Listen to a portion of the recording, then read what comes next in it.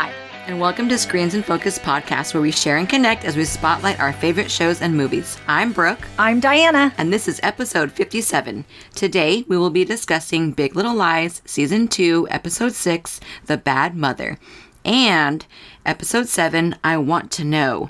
We will also discuss divorce and Euphoria. Before we dive in, how are you, Diana? I am doing awesome. Woohoo! Great. I'm feeling good. In the neighborhood. Yep. I'm feeling awesome. How are you That's doing? Good. Me, I am good. We went swimming today. I know. That with sounds the kiddos. so nice. Oh, it's so cute, Diana. I wish I had another person to help take a video because David was loving the water. Aww. Yeah, I just put him in there and he was just like all about it. It was the cutest thing. I can't wait to do it again. Can't believe we waited all summer to put him in a pool. I know. It's crazy. That's fun. Yeah, it was nice. Okay, so I'm just really curious. Like, I have a question for you. Okay. Like, I love family and I love being, me too. united. Mm-hmm. And I'm wondering, would you renew your vows? I don't think I've ever thought about it. Would you ever renew your vows?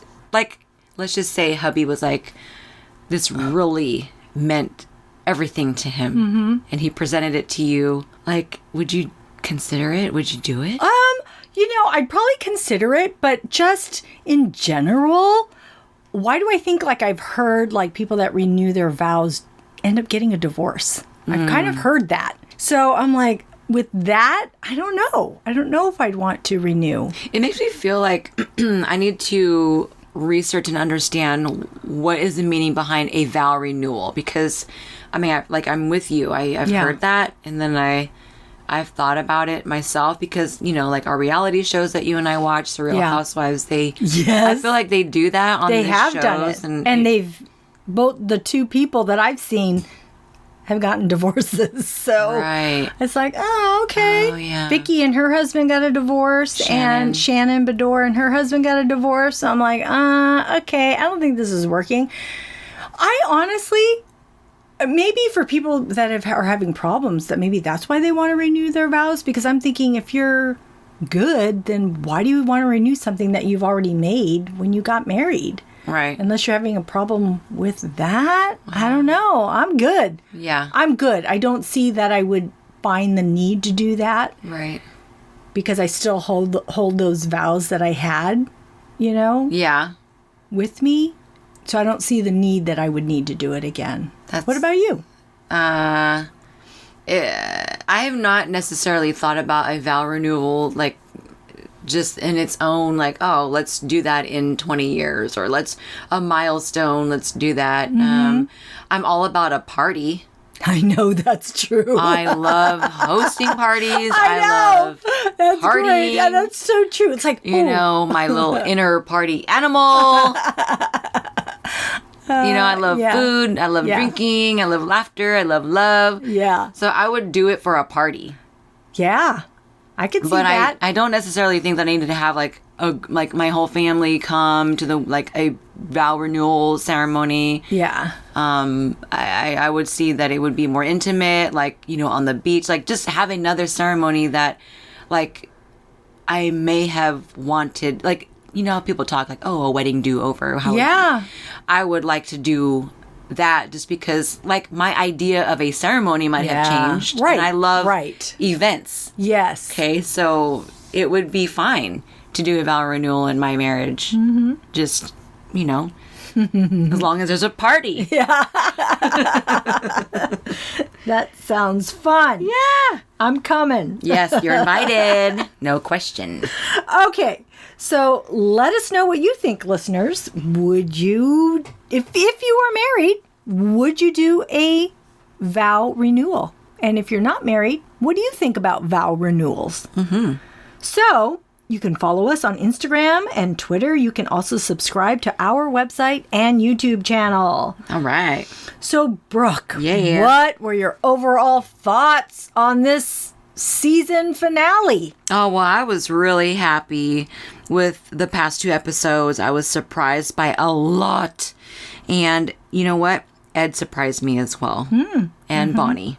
She did too. And I'm so proud of many of the characters, and I enjoyed watching them stand up for themselves and handling their insecurities head on. Yeah, I too love these episodes. So much happened, which is why I love the show. I mean, revelations in the courtroom, confessions in the hospital, childhood secrets exposed. You know what? It reminds me a little of Desperate Housewives, and I love that show too. Me too. Women trying to keep their children safe and families together any way they can. Right. So it was just... Yeah, it's over. So I'm sad about that, though. Well, the season is over. Yes. Okay. I was like, oh, no, did you okay. Yeah, no, I heard that it's not likely that there'll be a third season. I did hear that. It says not likely. That doesn't mean crazy. No. They're just teasing us. That's just wrong. What the hell? No. Whatever. Yeah. Okay. I have it's just like burning, I just have to talk about Jane and Corey. Yeah. Ugh. I'm just not convinced about Corey. And then I did watch both episodes. I'm still not convinced about Corey. Something just does not feel right with him. Even after he tells Jane that he was being questioned by the police about Jane and the other women. Mm-hmm. I want to believe him, but I just don't care for him. And he's just too much for me to believe that he has good intentions. I don't see it. I don't know. I actually really like Corey, but I don't know. In episode 6, I don't know if I trust him. I didn't trust him yet. And, I kept hoping that he would be an honest guy. I was hoping that something in episode 7 would say, this is it. This is him. And so we saw the finale, and they didn't give me any reason to question him any further. So I'm just going to go on the basis that he is a good guy, only because Ziggy seems sold to me. Ziggy is sold. And so I love that Ziggy encourages Mom to move forward with Corey. And I love their relationship so much. Mom and son. Mm-hmm. And I mean, he's such a good kid. Yeah. What kid who's been with his mom, it's just been them two, encourages their mom to be with a man, which is going to take time, take his mom away from him. I think that was very selfless of he Ziggy. saw how happy she was. He said he makes her smile. I thought that was really special, too. It is. And being that Jane doesn't seem to have any family in the area, and Ziggy is her everything, having his approval meant so much to their relationship, she and Ziggy. Yeah. And, hoping that they will always have that closeness, especially having a race rolling down the sand dune. I thought that was so special. She, in any serious moment, can just grab her kid and be a mommy to her son. But he's a child, he can't smell a rat. Right. I know. That's true. So I don't know. Yeah. Okay, well, I want Jane to be happy. Yes, I do too. But he knows way too much about her, and he can use that against her. So that's why I know. We got to find out if he's a cop. We need a detective on him, please. Yes. We need our own private detective on him. BLL. Making sure that he's okay. Mm-hmm. So, Renata. Yeah, she's awesome. So, in episode 6, Renata doesn't need any more surprises from her husband. I'm like, are you kidding me? He paid his nanny for stress management? So embarrassing. And this after Renata hugged her nanny goodbye. Yeah. I mean, that would infuriate me so bad. I would see red. Yeah. And I don't know what I would do. And it's bad enough that he did this to her, but to feel that humiliation, in that court. Yeah. It was crazy. And it felt so satisfying to see her lay into him and shove those tissues in his mouth. She's all like, gosh, how many tissues can I put in there? I mean, he's such a dog. Yeah. And in episode 6, I was like, I hope she dumps his butt and rebuilds herself and surpasses what she had without him. I know. I was really hoping for that. And then here we come with season 7.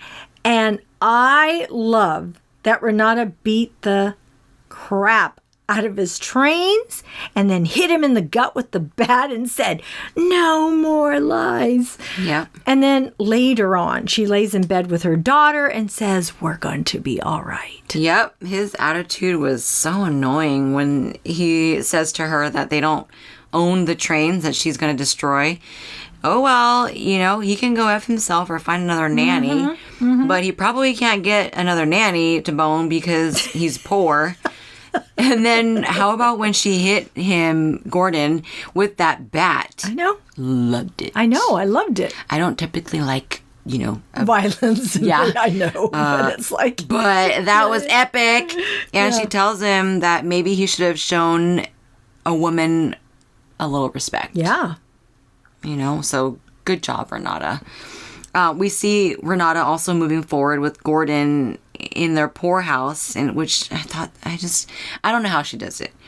I thought she's holding herself together very well. She still has a secret that she is bottled up inside, and I was so surprised at her when she ran into Mary Louise at the coffee shop, Starbucks. Gosh, yes. And then Mary Louise just knows how to jab at people, right? And she brings up the nanny to Renata, not knowing that she just found out that her nanny screwed her husband. I think she did know. By the private investigators. I don't know, but digging up dirt around. She had a way about her, right? Yes. Like she knows all too much. But she did bring up the nanny, and Renata flipped the switch. Yeah. Yes. And she then defends her parenting. Renata defends her parenting and, being a great provider, which she totally is. Yes, she is. And I'm just glad that she stands up for herself as a career woman. And there isn't anything wrong with being a mother who is a business success. Right. And I'm proud of Renata, and women like her are inspiring to me. Yeah, I love this part. And Renata is so funny when she tells her to stop being a judgy judger. Yeah. I love it. And who puts milk in a Americano? I know. She's so funny. Yeah. And then with Celeste, I thought it was incredibly brave of Celeste to represent herself in court. That was spectacular. Yeah. Mm-hmm. I was extremely excited to find out that she has... to find out what she has on Mary Louise. Yeah. I was like, oh my gosh, what does she have? I know she has something. Right. And she was so smart to bring up the well-being of Mary Louise, since it's only fair to have her analyzed just as Celeste was analyzed too, right? I agree. That makes so much sense. Hello. Mm-hmm. I didn't realize that she had so many sexual experiences with random men. That kind of scared me for her. We're talking about Celeste and her sexual experiences. Right, yeah. And that didn't surprise me that Mary Louise had private investigators on her. It didn't surprise me at all. Really? I was like, oh, yeah, okay, well, that just seems so her. So like her. Yeah. Yeah, so it's funny because I wondered about those flashbacks because I don't know if you remember when I said there was another man she was with. Right. And I'm like, it makes sense. There was another man. There was other men. Mm-hmm. But I don't think any of that matters in this courtroom. I'm so mad at the inappropriate questioning. Her sex life, she's not exposing this to her kids. It's something she's doing over here. And I really don't think it should be in the courtroom. It shouldn't have gone that far. Yeah. Because they did bring up if her kids have ever seen that. And then if her kids did not know that mommy was with another man in the bed. I guess some of it was, but totally digging deep into it was totally too they much. just kept going and going, and her lawyer wasn't saying anything, and I'm her like, lawyer come didn't on, do anything. People. Yeah, it was not good. I didn't like that part. And also, I will tell you, the one thing that did worry me was when Madeline tells Celeste that she has to be strong, and then Celeste goes home and she starts drinking a bottle of vodka, and she keeps drinking. And I was thinking, no! I was so worried that she would be hungover and that they would see the effects. I was so worried. I thought, oh my God, she's digging herself her grave. Yeah. But thankfully, that didn't happen. And then in episode 7, we see Celeste find something on a tape on her, the iPad or whatever it was. And we're not really sure what it is until she gets to court. And she plays it for everyone. And everyone is in shock because it's showing Perry beating her. Yeah. And her friends are cringing. And Mary Louise just can't take it. Can you imagine what Jane must have felt? Yeah, they showed her face too.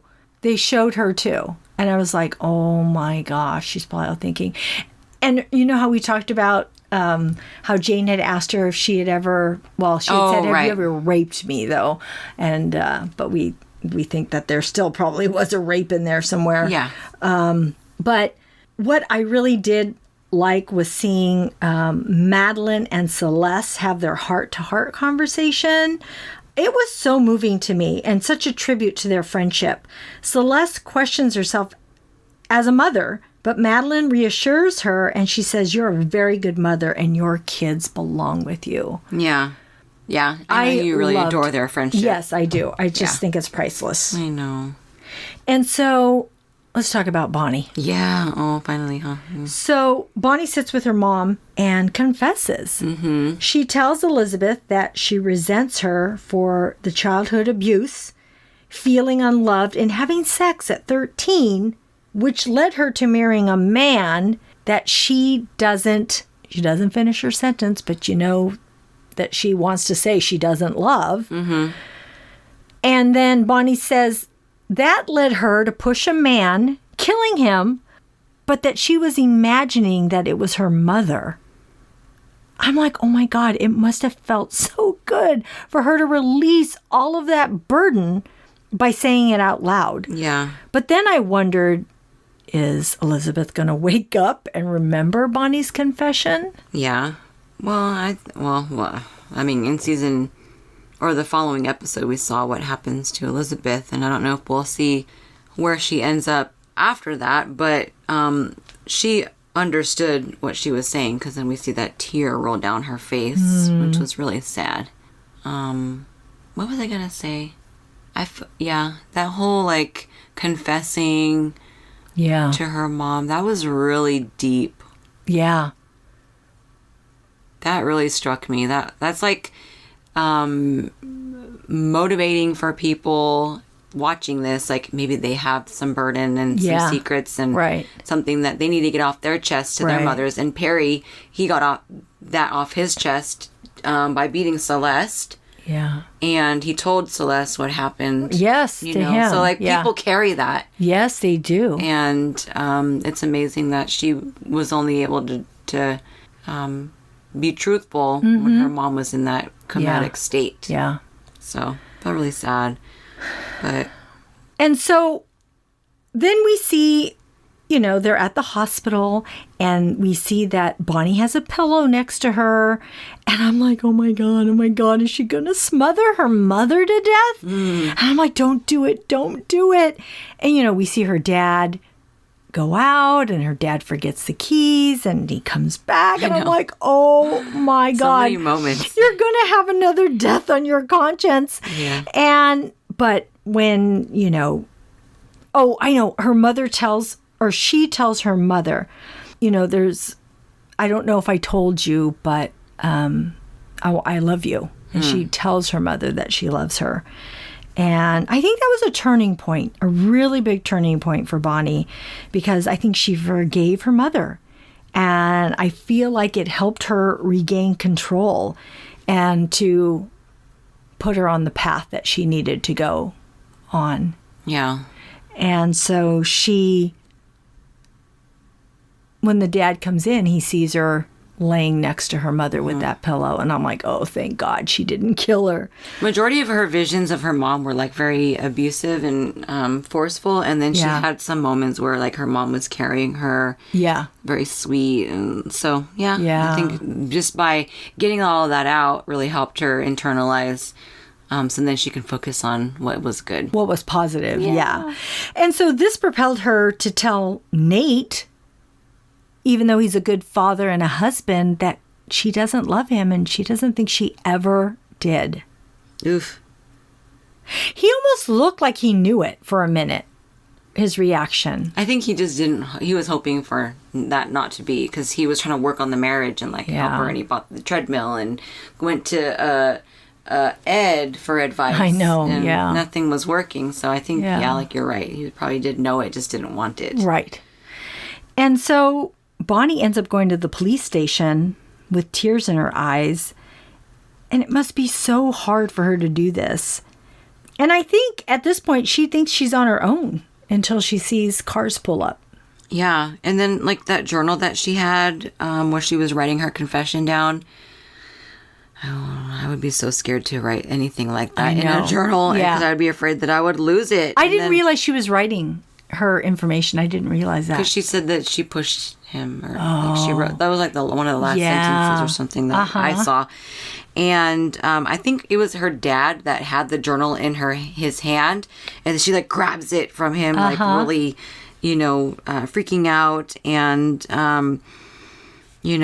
just being that we had seen her drown, or like her mom would refer to her as, oh, you're drowning. And then we'd see her in the water. I just understand her so much more now. And I hope that her decision to come clean is the best decision for her and her family. I think it is. Yeah. And so I was just not sure if she ended up telling Nate and her dad about Perry. I think she did. Yeah. I really do, because I believe Nate says, do you want me to go with you? And why would he say that after she just told him, I don't love you. So basically they're probably, not going to be together. So the fact that he says, do you want me to go with you? I feel like she must have told them and he was just being supportive. I don't know why. I think at the time I was confused if they were like talking about pulling the plug on Elizabeth, her mom. I think that's what my thoughts were. I thought they were going to let the mom go. Yeah, the mom was already... Dead? Yeah. Oh, she died? Yeah, she died. Yeah, she died. Oh. I thought she was just in a coma, like another stroke put her into a coma. I thought she died. Yeah, she died. Oh, okay. Now you're making me second guess it, but I've read everywhere that there was a death, and it was Elizabeth, so... Oh. Well, she's dead. Yeah. Because the last I heard, she was in a coma, so I don't know. Because she came back to life, and then I thought she died. I'm pretty sure she died. Well, she was, on her way. Yeah. Because when she came back in, she's like, oh, it was like a turn for the worse. I don't know. Yeah. I was just really confused. Okay. Because it was when Celeste was when she was winning in court, they were showing the death. Somebody must have said she died because they were all consoling each other. Because I was thinking, oh my gosh, they're over here celebrating Celeste. And oh my God, they're over here dealing with the death. That's what made me think. I got to watch it again because I think like it was concluding the episode. Yeah. And then I don't. So much was happening. Yeah. That, we probably both need to watch that. Sounds like a bad Game of Thrones finale to me.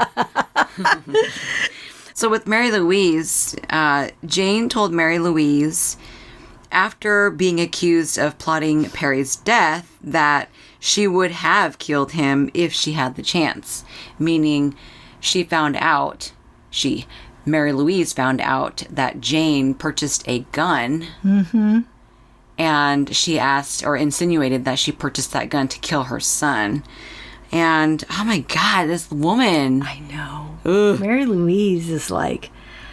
Yeah, she had a good point, but she's so bold and just like... Is. Like I can imagine dealing with a person like her. But I'm glad that Celeste brought up Perry's childhood in court. Mm-hmm. And I knew that she had something to do with... I knew that Mary Louise had something to do with Perry's emotional trauma. Of course. So totally. I know. I couldn't wait for it to be exposed. Gosh, this woman dealing with her. Well, and so Celeste knew all along too, which is we didn't know as as an audience, we didn't know what it was. So I know Mary Louise, she's like, oh man, I don't know. Like when Jane went to her about Celeste and she tells her, she's struggling. We're all struggling. And Mary Louise puts that information in her hat and says, oh, Jane, are you struggling? Oh, my God. I was thinking, oh, my God, is she going to try and take Ziggy away, too? I was like, oh, my God, this woman is plotting. She plots so much. But after Celeste showed that video footage in court, Mary Louise couldn't face the truth about her son at all. And that she had a hand in creating who he was. I know. Oof. Scary. Yeah. She just couldn't face it at all. Yeah. Okay. So let's talk about Madeline and Ed. I know. So, in episode 6, Ed comes home to find Madeline in her wedding dress singing. And who knew that this would be what it takes for her to show Ed what he means to her? Wait, does that even make sense? Basically, Ed sees this and it's the turning point, I think. I think he sees an honest Madeline. I think he caught her in an honest moment. And so I feel like that was a turning point for him. Yeah, I actually was going to bring that up later on, but yeah, you're right. I just thought it was sweet. Mm-hmm. And at this point, I was still crossing my fingers for them. So in episode 7, Ed is punching a punching bag, and Madeline wonders if he wishes it was her. Yeah. And she pleads with him to tell her where they stand. And when he starts to tell her, she's worried of where the conversation is going. But then he says he wants to renew their vows. Mm-hmm. And then she starts, like you, envisioning that wedding that she would like. And he tells her, no, it's just going to be us and our family. Yeah. Just our girls. And I really thought it was the cutest, sweetest wedding. And I loved that ending for them. Yeah, I also loved the vow renewal. And he says to Madeline, they both have changed since they've been married. And it seems right that they start fresh into their established life, right? Yeah. Like a new beginning, which is really cool. For him to recognize as the husband, and with all of the time that he's been taking, processing, and she's been wondering, what? I don't know what's going on. Yeah. And I felt really bad for Chloe, their daughter. She was scared that they were going to get a divorce, and I'm so happy that they can move forward. And we saw Abigail, and Chloe together, consulting each other, and, just helping each other get through this stressful time in the family, because it's obvious that it was affecting everybody. And, good for them and their marriage. Madeline was sincere, and she was sincerely going through it, negatively in the marriage, and it was killing her, the unknown. And, the whole wedding gown scene, especially when the back didn't zip up. Yes, and she's all, kind of going through that. And I just thought that was, like you said, the turning point for Ed. And at that point, I was hoping that they would save the marriage, just seeing that. I think that was really monumental for her to step into that. And then the song that was playing, I can't remember the song. I don't either, but I just remember all the music is so damn... Oh, when the music was playing with what? When she was dancing in the dress. Oh, yeah, I can't remember exactly. And the girls came home, they're like, someone's having a party. Yeah. That was pretty cute. I don't think there was much more that Madeline could have done. Right, I think it was just up to Ed. Yes, it was. I agree. Yeah. And then she mentions to him, when he was talking about the vow renewal, she said something about for good or for worse. And then Ed was like, nope, you're done. I know. With that, you don't get that anymore. I would hate to have an affair as the joke of your marriage. No, it's... Yeah. No, I know. Too bad. Not good, yeah. No. So, Brooke, what were other things that you noticed in these episodes? Renata and Gordon's new car. It was an old, I don't even know what kind of car it was. Yeah, just watch again, because we have questions. And just see the door while she's sitting there. It's like an older car. I'm like, where do they drive? And then she pulls up at the police station in that same old car. Okay. It's some brown, who makes a brown car anymore? Yeah, I know. That's so true. That's so funny. Yeah.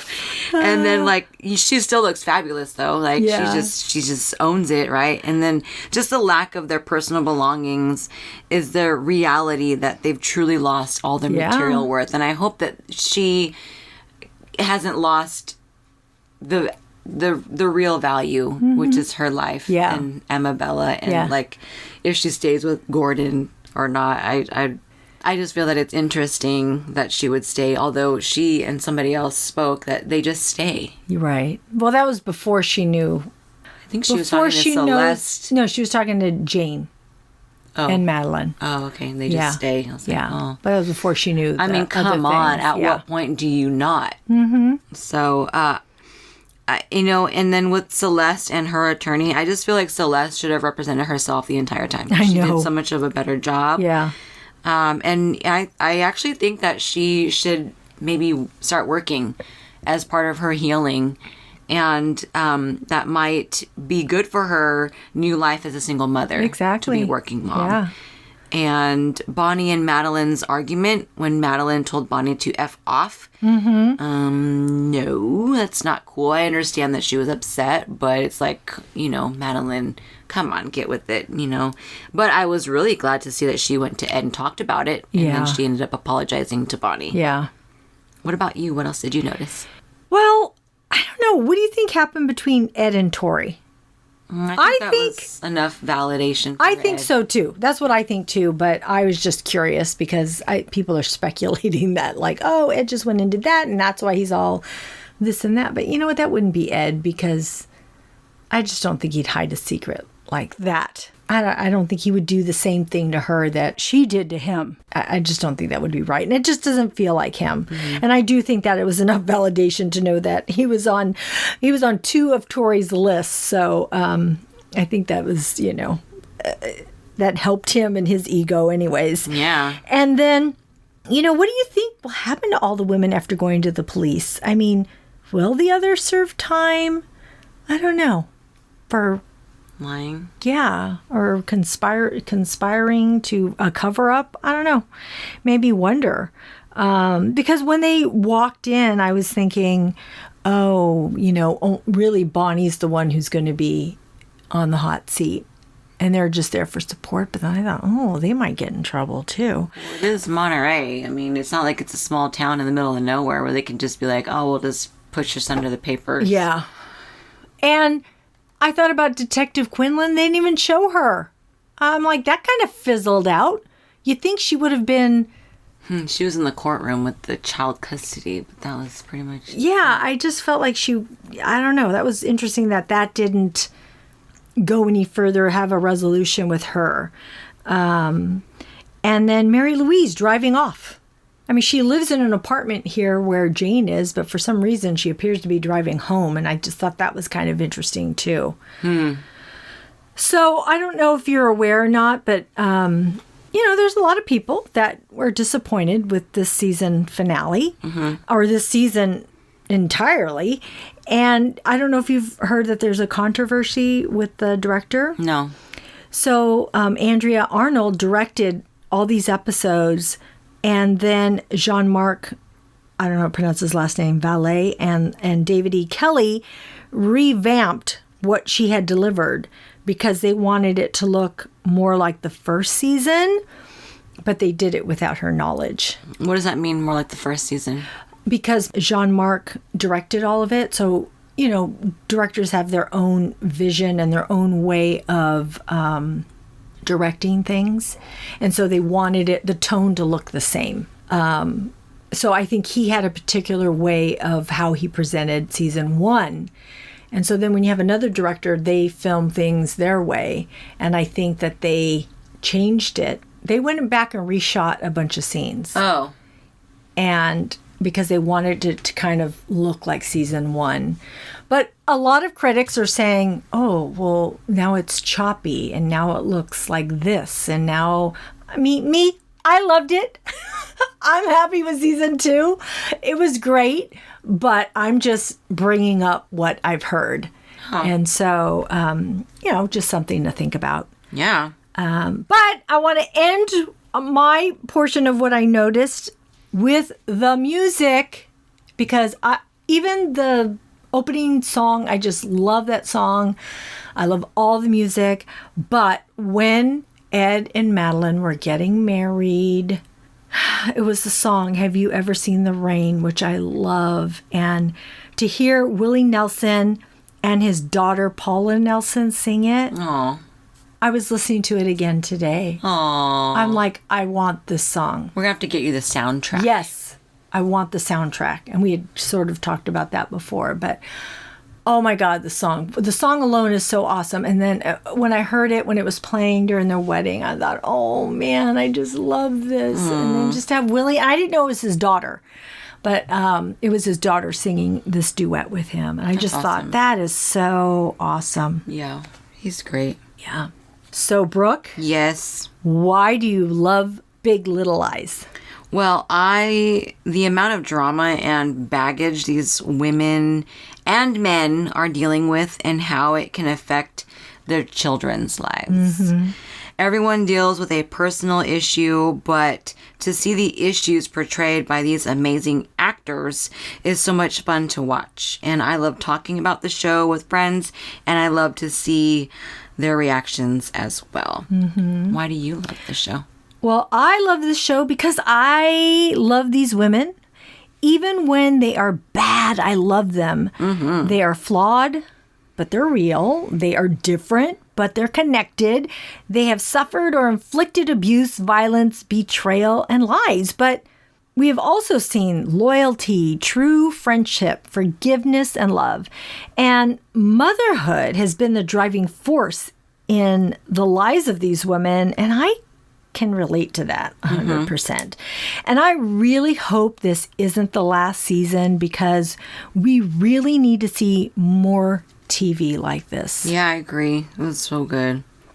And so, Brooke, who does your award go to? What was your favorite quote, character, or moment? I'm going to give my award to Bonnie for standing up to her mother and letting her know how she feels. I thought that was really empowering. And I think that can give so much strength for a lot of people who bottle their emotions inside. So thank you, Bonnie. Yeah. For having the bravery to stand up and have your voice be heard, even though, you know, it was her last chance to do so. Right. So who would your award go to if you had a favorite character, quote, or moment, Diana? Okay, so this was the hardest thing to decide because all of these extraordinary performances, I mean, it's just hard to pick one. You know, we have seen each of these characters go through hardships and suffer from their past, but the love and friendship that I saw in the finale really stuck out to me. We saw it throughout the episode, but ultimately it was when they all showed up at the police station. Bonnie has tears as she drives up to the station, but she quickly realizes the other women are there too. And they walk in and they will face what comes next together. Mm-hmm. I hope there's a new season. I'm scared. Yeah. I just, you know, watching this whole show made me realize, and even you saying that, you noticed me saying it, I just love when there's a true friendship and love between women. I just think it's so special, you know, because we need each other to lift each other up, to support each other, to do, you know, to do all that. You've taught me a lot. Oh. You've taught me, or you're teaching me, because I'm still learning, to not always edit myself. To just do it once and just go with it. And I have a hard time because I'm like, oh, that's not right. I need to do it again, or I need to, you know, present myself again, or I need to whatever. So just so you know, that's what you're teaching me. And I'm grateful to you for that. Thank you. Yeah. Oh. So see, we need each other. Definitely. We need each other. So I just love that they support each other. And I really think that that's what stands out to me in this whole show. Oh, that's why I love these women. You know, it's so, like when you would point out the friendship, I thought that was so special that you would do that. Like you would see that. Yeah. And it's like you're saying, it's very important to maintain good friendships with people because, I mean, in social networks and social groups, it could be, this show could have been about a bunch of fake women bad-mouthing each other, but instead it's supportive. And this is like a little bit off topic, but my daughter, she watches she's into some programs that have the good girls and then the bad girls. Well, I've cut that because I'm like, no more bad girls. Like, it's all about, we need positivity. Yes, we do. And exactly. There was a movie that I introduced to Gemma and Dominic, and it's called The Sisterhood of Traveling Pants. Have you seen that? I've seen the very first movie. Oh, is there another one? I thought there was a second one. I thought so. So it's on Netflix right now, and we watched it, and then they both wanted to watch it again the very next day. Yeah. And I told my husband about it, and it's all positive friends. I mean, I love that, and I think that's really... It's a good message. Yeah. And, you know, I have to thank you for having me be a part of this podcast because, for one, it gets me... to get to know you. I mean, I've known you for like 10 years. Yeah. But like really only in the salon. Right. Yeah. Okay. So this is getting me outside of the salon into a friendship environment, and we're working together. Yes. Yeah. And you guys, I work independently. I work by myself, so I don't have to work alongside anybody other than my clientele. So right. with Diana, we get to collaborate. Yes, we do. We share each other's ideas, whether we agree or disagree. Like we, you know, had to communicate. And so I thank you for being a friend and a business partner. Yeah. Yes, so true. Thank you. So what else are you currently watching? The only other program that I was able to watch was Euphoria, and I'm not completely caught up, so I'm a little bit behind. I've only watched episode 5, and I can't remember the name of the episode at this time, but I told you it's narrated by the main character Rue, and so then this episode was about the backstory on Maddie, and she and Nate had a dispute at the last episode at the carnival, and he left a mark on her neck. And so then something happened at school. Well, the school found out about the mark, and so then they suspected that she was being abused by somebody. So then they made her tell who abused her. She did not want to. So now Nate got in trouble by the law. Nate's dad had to show up at the school. He saw Jules. He freaked out and got sick. Because he had a relationship with Jules, right? Kat, she is getting so far into her sexuality and her webcam business that I think she's just not respecting herself now. I think she's losing something. Yeah. And we had a vision of her with her mom, and like her mom still thinks of her as her child, her daughter. Of course. She's 17. She's a kid. But then we saw Kat going through something that just like that evening with a encounter with some guy, and then we see her laying with her mom like a child. And it's so heartbreaking to see these people. And then Rue and Jules, they're evolving into their relationship, but then we see Jules possibly regressing. And then so the next episode, I'm going to watch it tonight. So Dominic, you got to go to bed early. No mother-son time tonight. Yeah. I got to watch this and see what happens next, because I think it's just going to be disheartening. Oh my goodness. Mm-hmm. I was able to watch a little bit more, but I'm still way behind. But just to let you know, I'm trying to catch up. I think I'm on episode 3. Yeah, I think it's extremely intense. So it is intense. I still recommend it. Yeah, it's interesting. I mean, I'm loving these characters. Just how much I love the characters in Big Little Lies and Game of Thrones. Like I just am evolving into this show as well. So, what other shows are you watching? So I have you seen Divorce on HBO? It's with Sarah Jessica Parker and Thomas Hayden Church. We're currently on the 3rd season. And the first season was really, really good. She has an affair on him, and he finds out. The first season was a little while ago, so I can't really remember all the details. But I can't remember exactly how he finds out, if she tells him or if he finds out or whatever it is. So it's them going through a divorce. And you think they might get back, and then you're not sure. And then here comes the 2nd season, and then he meets another person, and then she's trying to find herself. So really, it's navigating through divorce. They do end up getting a divorce, and they're divorced now in the 3rd season. And it's just navigating. They have 2 children, teenagers. And so the only thing is... it's hard for me to recommend it at this point because I just heard that the 3rd season is the end. And I don't know if everything will be resolved. So I hate to say, oh, yeah, watch the show because I don't know where it's going. I haven't, it is weekly. So I have to wait until all the shows are out. So I have no idea where it's going to be. But I have really liked the first 2 seasons of the show. I really liked it a lot. So, well, I like the characters. I love Sarah Jessica Parker. Yeah. And I feel like I started watching season 1, but I don't remember what happened to it. Yeah, it was so long ago because it was each year it comes out. Like, so. And then I don't know what happened.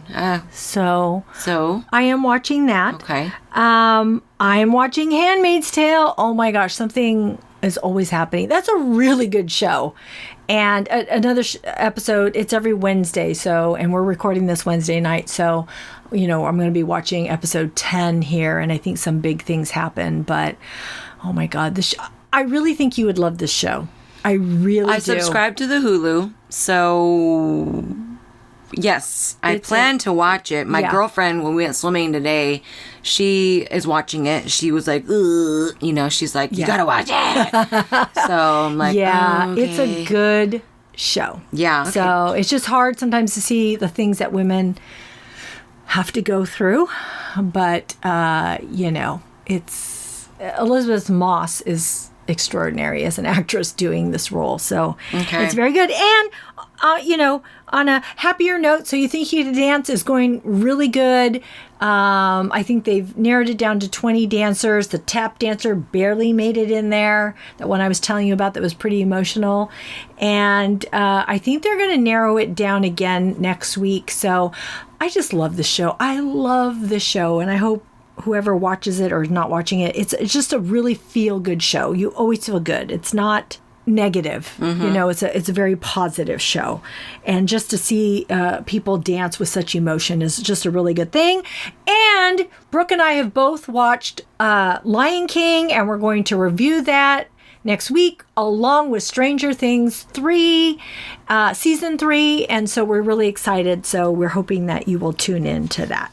Yes. Well, thank you. That's our show. Thanks for tuning in. We are grateful you tuned in, and we hope something we said today resonated with you and gave you a chuckle, some happiness, some positivity, or inspiration.